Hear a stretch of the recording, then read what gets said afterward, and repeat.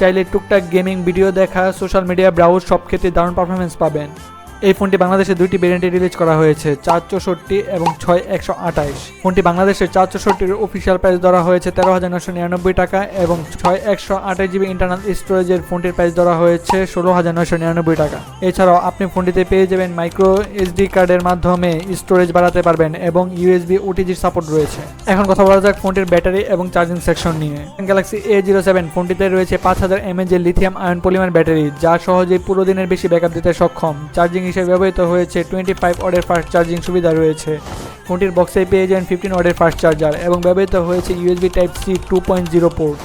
এখন কথা বলা যাক ফোনটির নেটওয়ার্ক ও কানেক্টিভিটি নিয়ে।